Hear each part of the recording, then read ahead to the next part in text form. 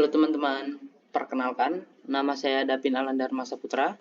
Saya berasal dari Fakultas Vokasi, Universitas Sanata Dharma, program studi Teknologi Elektromedis.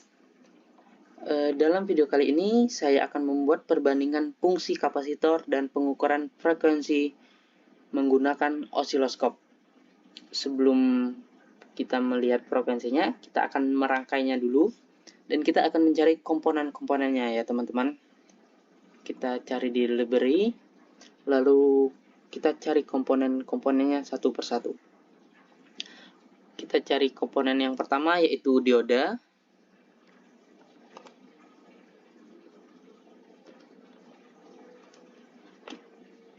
Kita mencari komponen dioda yang diodanya saja ya, yang ada tulisan diode saja. Lalu kita klik. Lanjut mencari komponen yang berikutnya yaitu Vincent. Oke. Setelah Vincent kita cari lagi yaitu kapasitor.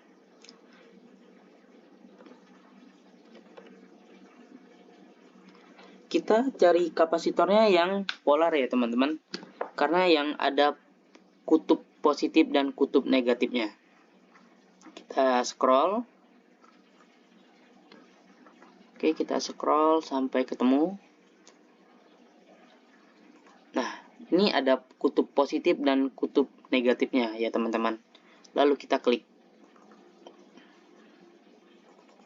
Oke, setelah kapasitor kita tambahkan resistor.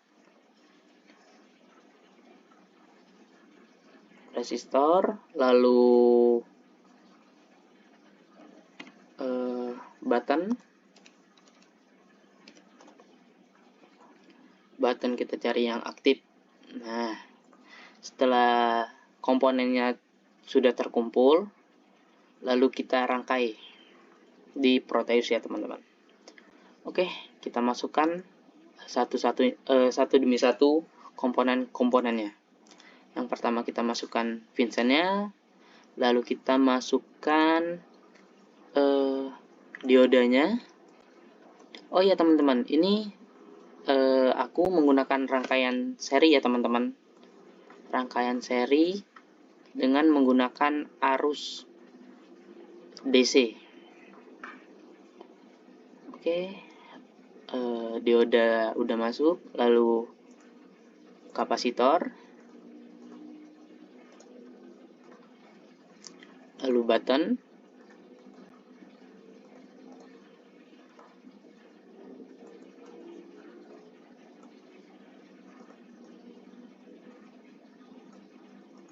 setelah button yang terakhir yaitu resistor.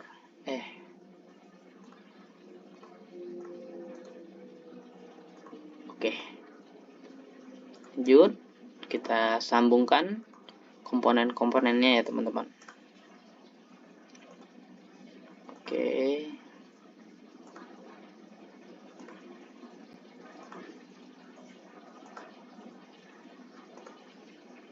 komponennya sudah tersambung dan lalu kita tambahkan, jangan lupa kita tambahkan ground dan osiloskopnya ya teman-teman. Kita cari ground, lalu kita tambahkan ground di sini. Dan kita tambahkan lagi yang terakhir yaitu osiloskop untuk melihat frekuensinya.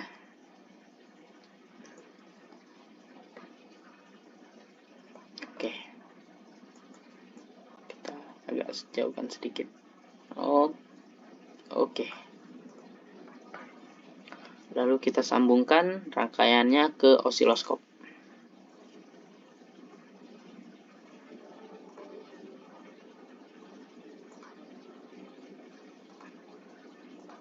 Oke, rangkaiannya sudah jadi. Sekarang kita akan melihat sebuah frekuensi dari rangkaian DC menggunakan osiloskop. Oke, kita play dulu. Oh iya teman-teman, sebelum kita play, kita ubah dulu Vincent-nya, kita ubah dulu kapasitor, dan kita ubah dulu resistor. Yang pertama kita ubah Vincent-nya. Kita klik, lalu kita edit project, kita ubah di amplitudenya menjadi 12 volt, frekuensinya kita ubah menjadi 1 kHz. Kita pakai yang 1 kHz saja. Lalu di OK. Dan untuk kapasitornya kita coba pakai di 1 mikro dulu ya teman-teman. 1 mikro. Oke, lalu kita OK. Untuk resistornya kita pakai 1K. Oke. Lalu kita OK. Kita play. Kita ubah dulu gelombang-gelombangnya. Nah, di osiloskop itu terdapat 4 channel ya teman-teman. Yang pertama ada channel A, channel B, channel C, dan channel D. Saya memakai channel A dan B saja. Untuk C dan D kita hilangkan. Akan tetapi saya akan memakai channel C untuk titik koordinat dari sebuah osiloskop. Oke, kita buang dulu rangkai channel D-nya ya teman-teman. Lalu kita ubah dulu. Untuk milisekundnya saya pakai di 0,2 milisekund ya teman-teman. Atau ya 0,2 milisekund ya. Di sini ada tertulis 0,2 milisekund. Ini untuk mengatur posisinya. Oke. Dan kita akan mengatur titik koordinatnya dulu. Oke, kita ubah dulu yang C-nya kita sesuaikan. Lalu yang channel A kita sesuaikan dengan titik koordinatnya. Oke, kita paskan teman-teman. Udah pas ya. Lalu yang kedua kita paskan juga.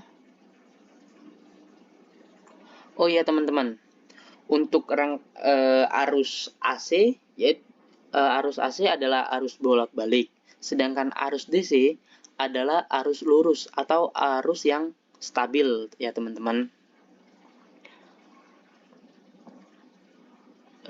Nah, di sini terlihat bahwa teman-teman ini adalah rangkaian tanpa menggunakan kapasitor.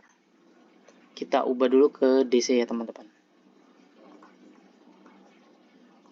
Nah, bisa dilihat di sini.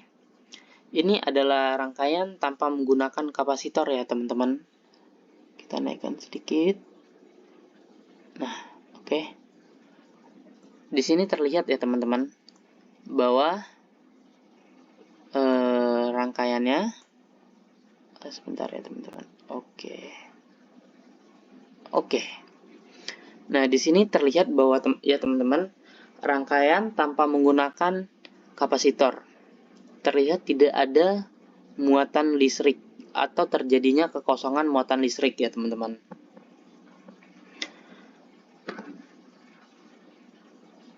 Pada dasarnya arus listrik DC itu tidak boleh terjadi kekosongan ya teman-teman pada sebuah rangkaian. Jika terjadi kekosongan, maka rangkaian tersebut akan berakibat error atau tidak berfungsi sama sekali.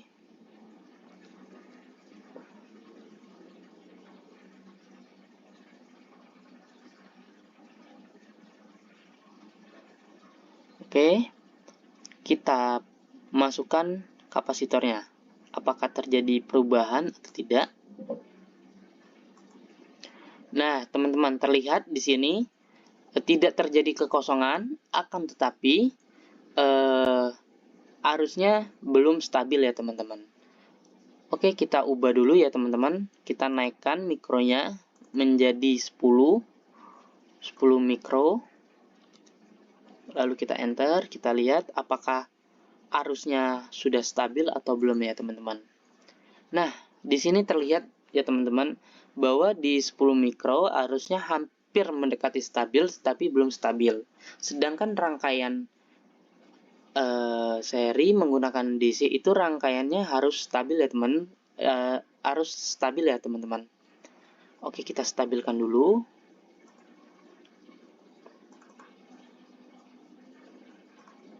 Kita naikkan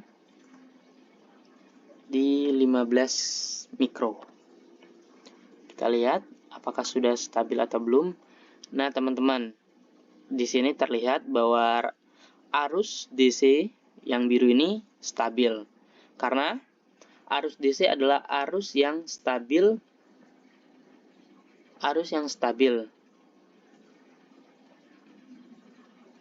Berbeda dengan arus AC yang menggunakan arus bolak-balik. Dan kapasitor sendiri itu sangat besar pengaruhnya terhadap rangkaian AC ya teman-teman. Karena jika tidak ada rangkaian AC, maka akan sulit untuk menentukan frekuensinya. Dan kapasitor itu sendiri tidak asal pada suatu rangkaian ya teman-teman, tidak asal taruh saja. Kita harus melihat sesuai kebutuhan yang dibutuhkan pada sebuah rangkaian itu. Apakah harus menggunakan kapasitor atau tidak. Oke teman-teman, sampai sini saja. Mohon maaf jika ada salah kata. Saya akhiri. Terima kasih.